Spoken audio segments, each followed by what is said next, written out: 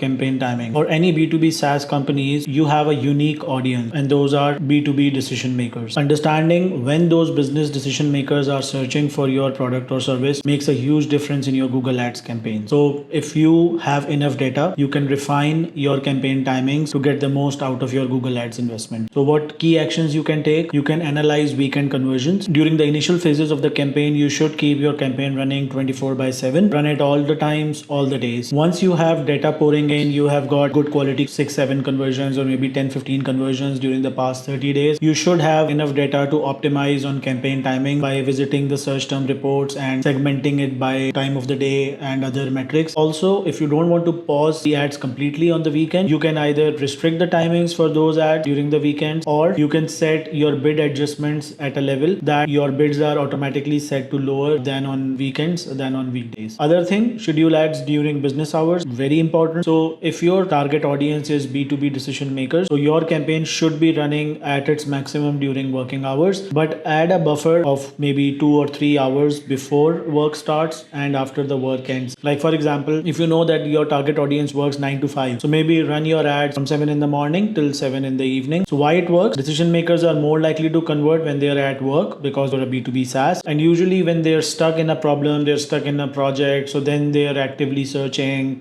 for solutions, going to Google, typing in those search terms. So that's the best way to catch them when they are actively searching for your product or service, or maybe product service category. Running ads outside of business hours can result in wasted ad spend, but for some products we have seen out of business hours can also bring in good conversion. It is a relative thing, not one size fits all thing. Get the data first and then make a decision.